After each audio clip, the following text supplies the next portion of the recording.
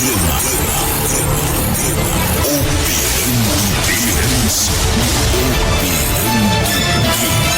apóstolo Daniel Rocha.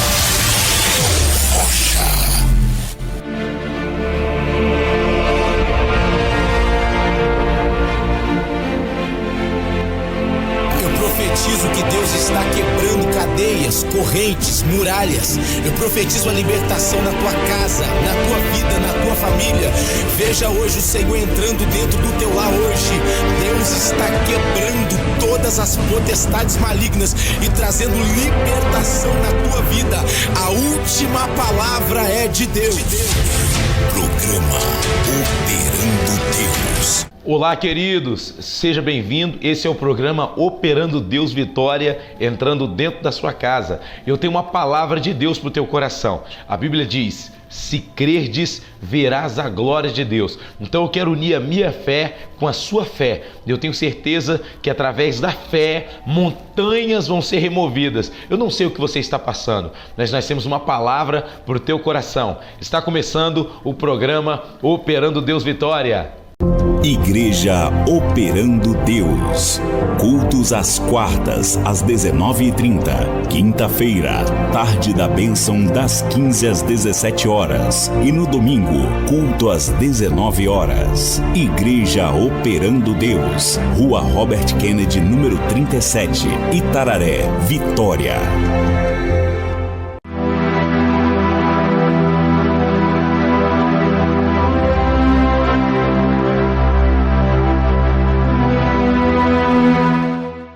Meus irmãos, a paz de Cristo, amém? Como é bom estar aqui com cada um de vocês. Que Deus abençoe a vida de cada um. Tem uma palavra de Deus para o seu coração. Você que pode, abra a sua Bíblia. Lucas capítulo de número 15. Quantos estão felizes com Jesus? Dá glória a Deus. Você já vai se assentar bem rápido. Lucas capítulo de número 15. Nós estivemos ali em Pedro Canário, foi uma bênção, tá bom? Deus operou naquele lugar, como foi bom ali. As vidas se entregando a Jesus, sendo edificadas. Nós fizemos ali a marcha para Jesus. Nós tivemos a honra de poder ministrar a palavra de Deus naquele lugar. E estar ali com o pastor Washington também num congresso. Foi uma bênção em nome de Jesus. Quantos nos visitam aqui nessa noite? Dê um sinal com a mão. Oh glória, oh glória. Deus abençoe, Deus abençoe, Deus abençoe. Deus abençoe lá atrás, Deus abençoe. É uma honra poder receber cada um de vocês aqui, para que a gente possa se alimentar junto e comer desse banquete que é a palavra de Deus que o Senhor tem para nós. Feliz de ver alguns rostinhos que eu não via há muito tempo. Louvado seja Deus, amém? Lucas capítulo de número 15. Louvado seja Deus. Versículo de número 11. Como é bom. Deus te abençoe sua vida. Léo, feliz que você está aqui com a gente. Tamo junto, amigo. Quantos acharam? Diga amém. Lucas 15, versículo de número 1. Diga amém. Diz assim: Jesus continuou. Um homem tinha 2 filhos. O mais novo disse ao pai: Pai, quero a minha parte da herança. Assim, ele repartiu sua propriedade entre eles. Não muito tempo depois, o filho mais novo reuniu tudo o que tinha e foi para uma região distante. E lá desperdiçou seus bens, vivendo irresponsavelmente. Depois de ter gasto tudo, houve uma grande fome em toda aquela região e ele começou a passar necessidade. Só até aí, por gentileza, pode se assentar, aplaudindo a Jesus bem forte. Graças a Deus. Queridos e amados irmãos, por gentileza, não deixe que nada te desconcentre, para que você possa comer a palavra de Deus, se alimentar espiritualmente, ser abastecido com aquilo que Deus tem reservado para a sua vida. Eu quero compartilhar algumas coisas que o Espírito Santo de Deus ministrou no meu coração, para que você possa ser edificado juntamente comigo, que também vou aprender aqui com o Espírito Santo de Deus. A primeira coisa que me chama muita atenção nesse texto bíblico, eu quero pedir à mídia que acompanhe aí comigo, a cada versículo que eu for falando, à medida que eu for pregando, vocês vão discorrendo o texto, acompanhando a mensagem dentro da palavra de Deus. Preste bastante atenção. O texto vai ser bem direto em falar sobre esta parábola que Jesus está contando.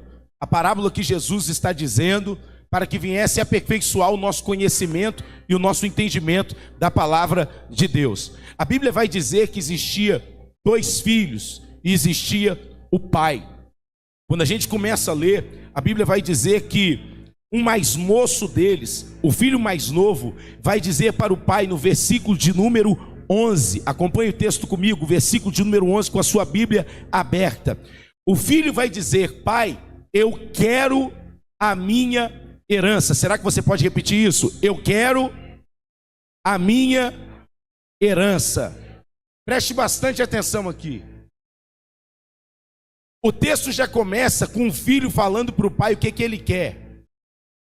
E aqui você vai perceber que o que o filho quer é o que importa. Aqui você vai ver que em momento algum o pai vai ter como se fosse oportunidade de fala. O texto é bem claro em dizer que o filho faz questão de dizer aquilo que ele quer.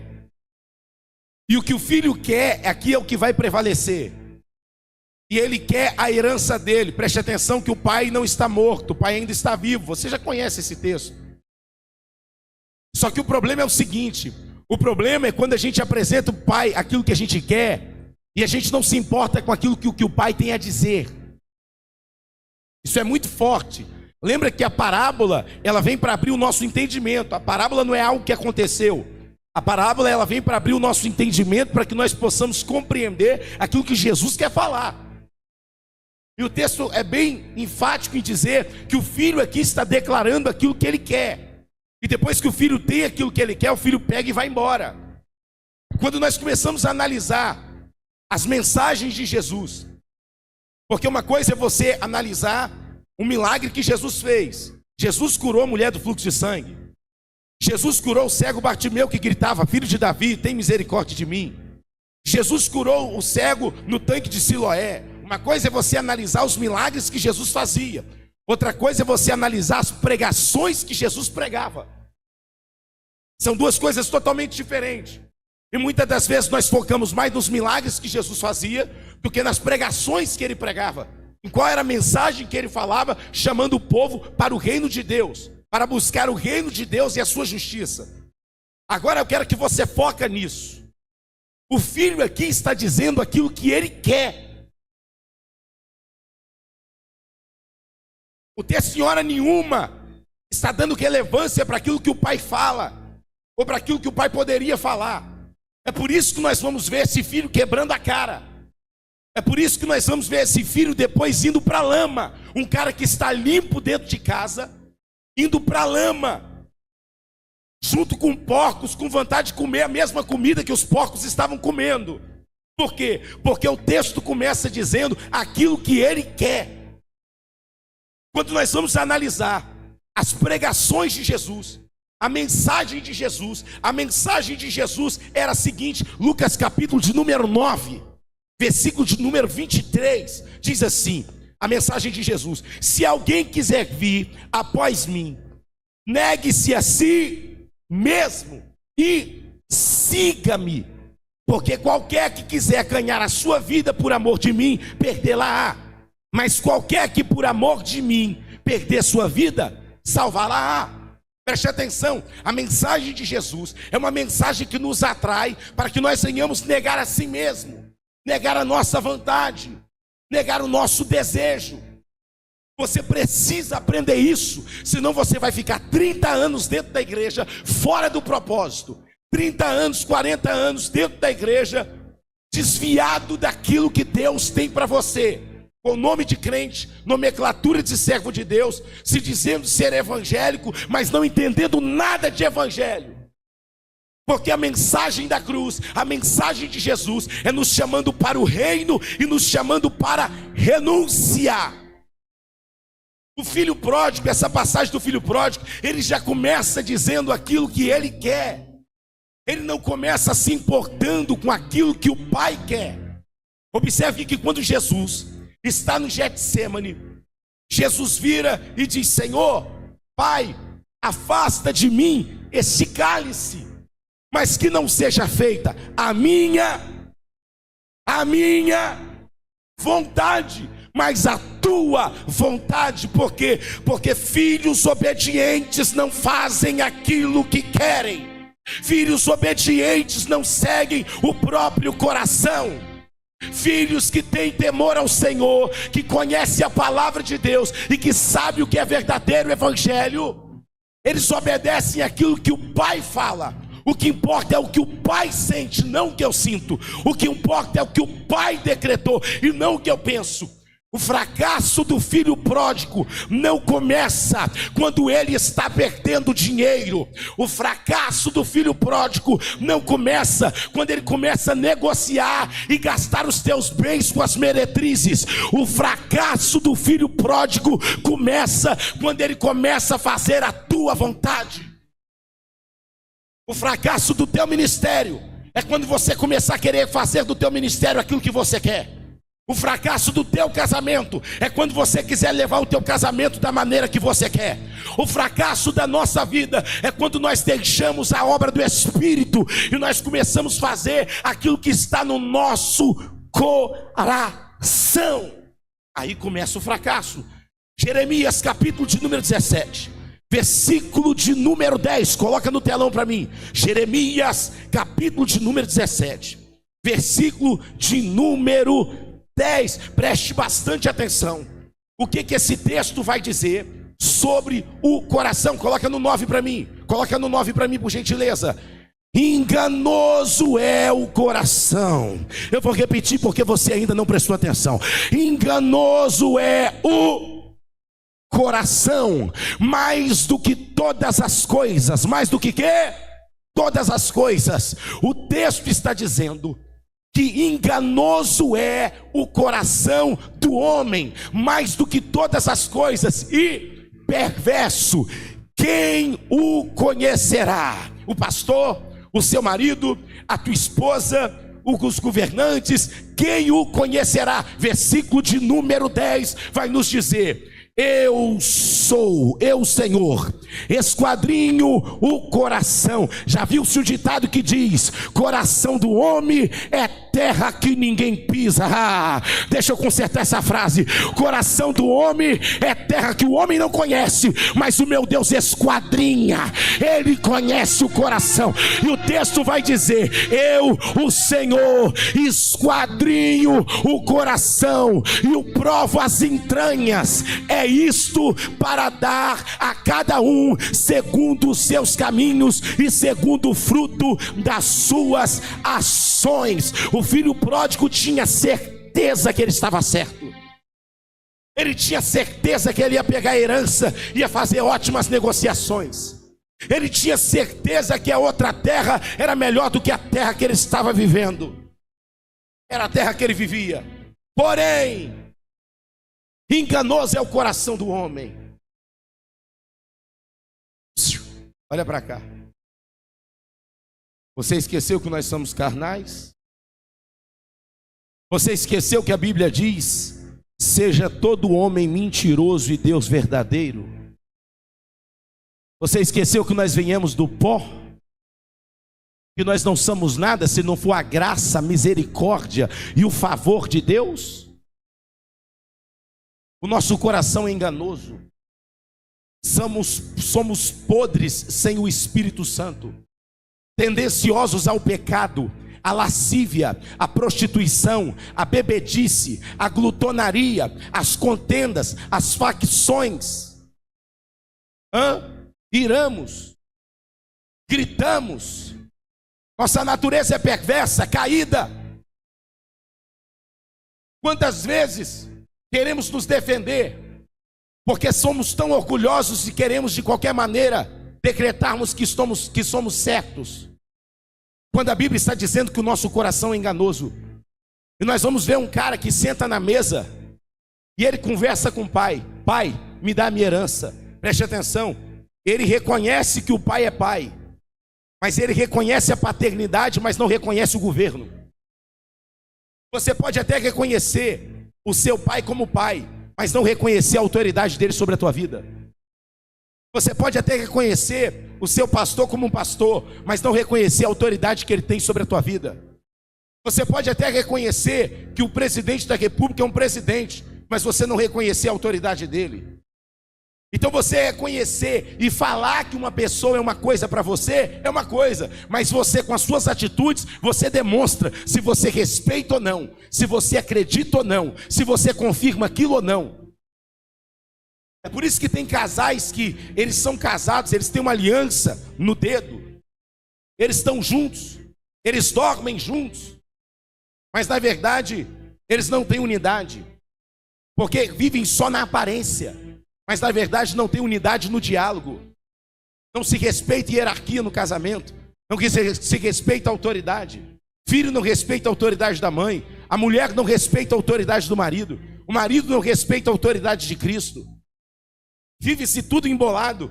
Eu vejo um filho que está dentro de casa, mas não consegue entender e não consegue dar vazão para aquilo que sai da boca do pai. Ele vira para o pai e ele começa a cometer a pior coisa que ele faz na vida dele. Primeiro, ele dá atenção para aquilo que está no coração dele. Ele não quer saber o que o pai tem a dizer. O maior erro da sua vida vai ser esse. Preste atenção. Quando você começa a dar prioridade àquilo que você pensa e não o que a palavra de Deus diz, aí começa o erro da tua vida. Aí começa o erro. Eu lembro uma vez eu dando aula de Casados para Sempre.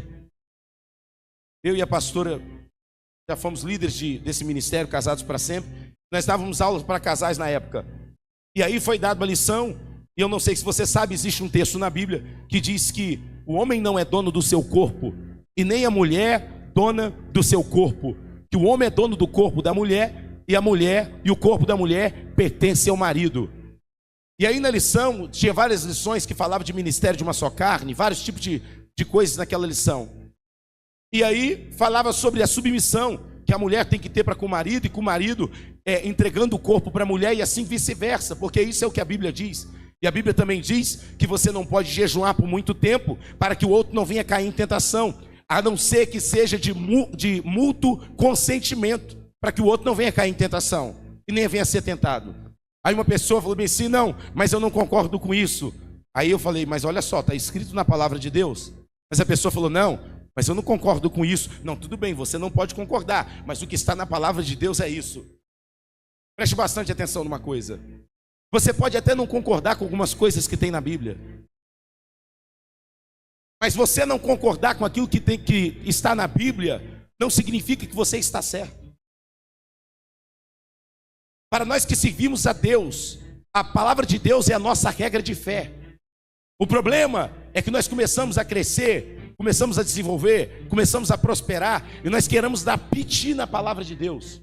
É por isso que eles estão costumando arrancar versículos da palavra de Deus. Você pode pesquisar sobre isso. Eles estão arrancando versículos da palavra de Deus. É tipo assim: eu sou escritor, eu já li, reli a Bíblia, só que eu vejo que esse versículo aqui não tem necessidade, eu não concordo com ele, então eu vou tirar esse versículo da Bíblia. Eu tiro e agora eu começo a escrever a minha Bíblia, a Bíblia atualizada, a Bíblia revisada, a Bíblia, aí vem várias Bíblias, várias mexidas com pessoas que mexeram e mudaram ela, e alguns versículos tirados, mas a Bíblia diz: ai daquele que acrescentar ou que tirar um tio ou uma vírgula da palavra de Deus. Quando eu venho pregar a palavra, não importa a minha opinião como seu pastor, o que importa é que eu pregue literalmente o que está nas Escrituras. As Escrituras não me dá para mim escolher o que eu acredito ou o que eu não acredito. A Escritura, ela não me dá liberdade para me poder mexer nela. Seja todo pastor falho e a Bíblia infalível, seja o pregador errante e a palavra inerrante. Você consegue entender que independente do seu pensamento, o que prevalece é o que o Pai vai dizer? O que prevalece é o que a palavra vai dizer? Independente do que você acha, não importa a sua faculdade, não importa o seu grau episcopal, não importa quanto você tem de dinheiro, não importa se você mora em Alphaville ou Alfavela, a palavra não precisa da minha opinião, a palavra não precisa da sua opinião. O que está na palavra é o que tem que prevalecer, porque o meu casamento vai passar, a sua empresa vai passar, o seu carro vai passar, as suas roupas bonitas vão passar, aonde você mora vai passar, os governantes irão passar, se é Lula, se é Bolsonaro, se é Donald Trump, tudo isso vai passar, os governos passarão, mas a palavra permanecerá. Se Jesus não voltar, daqui a um tempo, você só será uma plaquinha escrito o nome, eis aqui Daniel Calil Rocha desde 1989, mas a palavra não, ela não passará, ela vai prevalecer. Então nós não precisamos da minha opinião nem da sua opinião, nós precisamos de ouvir o que está na palavra de Deus. Mas eu não concordo. O filho pródigo era aquele tipo de filho que sentava com o pai para conversar com o pai, mas ele não queria saber o que o pai falava, era aquilo que ele iria falar, era o que tinha que prevalecer. Você conhece pessoas assim? Seu filho é assim? Você vai conversar com ele, ele já começa, já começou com essa conversa chata? Seu esposo é assim, você vai dar um conselho para ele, ele já fala, mulher, cala a boca, você não sabe de nada. Sua esposa é assim, você vai mostrar para ela onde ela está errada, ou vai mostrar um direcionamento, ela fala, deixa de ser chato, não quero saber disso não. Seus discípulos são assim, você vai mostrar para eles algo na palavra, não, o que importa é o que eu penso. Esse era o tipo do filho pródigo, é por isso que a Bíblia não dá margem nessa parábola para aquilo que o pai está falando, porque o que importa aqui é o que o filho quer. Sabe o que acontece com esse tipo de filho? O filho que não é ensinável. Você sabia que existem pessoas que não são ensináveis? Existem pessoas que não são ensináveis. Eu não estou falando de você saber questionar. Eu não estou falando de você perguntar. Sim, faça perguntas. Até um índice de que quanto mais a criança faz mais pergunta, diz que mais inteligente ela será no futuro. Então você tem que saber perguntas, fazer perguntas. Você tem que saber examinar. Só que você precisa entender uma coisa. A palavra de Deus, não existe nada que pode substituir a palavra de Deus. Absolutamente nada. Fala comigo. Nada substitui a palavra de Deus. Segunda coisa, fala, nada substitui o Espírito Santo. Eu poderia, cheguei na minha casa hoje quase 4 horas da manhã, eu poderia virar para cá e eu baixei um negócio muito legal, chamado chat. Eu poderia falar, chat, hoje é o culto de domingo, o que é que eu prego hoje? Ele falaria, olá, hoje será um sermão maravilhoso para você. Sobre o que você quer falar? Escatologia? Pneumatologia? Não sei o que lá mais. Eu vou preparar um esboço para você. Você quer falar sobre o quê? Tem José, Daniel, Malaquias, Jeremias, Amós. Será que o chat consegue substituir o Espírito Santo? Toma cuidado. Existem coisas que você não vai perguntar para o chat. Existem coisas que você vai ter que ir para o que é original. Joelho no chão, boca no pó. Consegue entender? Consegue entender? O filho pródigo se assenta para conversar com o pai, leia o texto. Não existe uma palavra que o pai está podendo dar para ele. Sabe por que o texto está dizendo? Que a opinião dele é tão forte que não importa o que o pai está falando. Cuidado por você ser um homem de opinião muito forte e você não ouvir o Espírito Santo. Cuidado por você ser uma mulher de opinião tão forte e você não ouvir o Espírito Santo. Porque lugar de pessoas que não ouvem o Espírito Santo é sentado dentro de chiqueiro junto com porcos. Sabe por quê? Porque quem não está disponível para pastorear ovelhas vai pastorear porcos. Deus não te chamou você para cuidar de porcos. Deus chamou você para cuidar de ovelhas. O Senhor tem um ministério para você. O Senhor tem um chamado para você. Ele tem uma obra para reservar através da tua vida. Quando você estuda sobre porcos na Bíblia, sabe o que você vai aprender? Que porcos são portais para demônios. É por isso que quando Jesus expulsa uma legião, o que acontece? Os demônios perguntam o que? A legião pergunta o que? Deixa que a gente vai para aqueles porcos ali. Porque porcos na Bíblia é símbolo de porta para demônio. Todas as vezes que você desobedece os decretos de Deus, você está abrindo porta para demônios na sua vida. Outra coisa, O pai não havia morrido. Herança é somente para quando o filho perde o pai ou a mãe. Aí acarreta-se ali, Daniel, a herança para aquele filho. Mas toda pessoa que é ansiosa, ela tende a pular etapas. Toda pessoa ansiosa, ela vai tentar cortar caminho. Deus não opera na dúvida e não opera na ansiedade.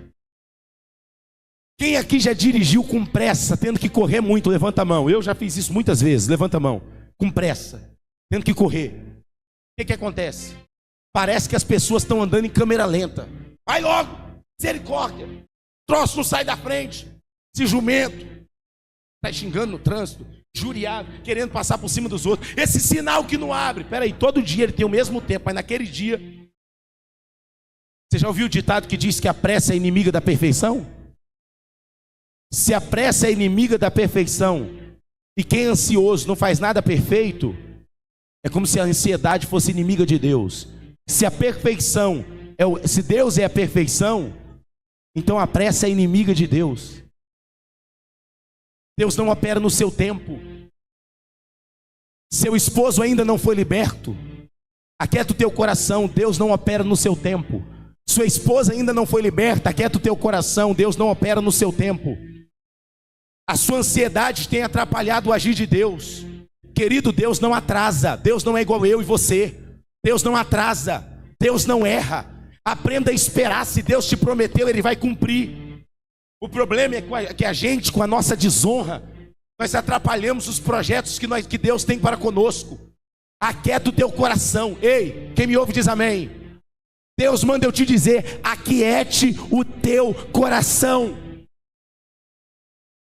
O filho pródigo, com a sua ansiedade, ele pede a herança. Cuidado com aquilo que você pede a Deus.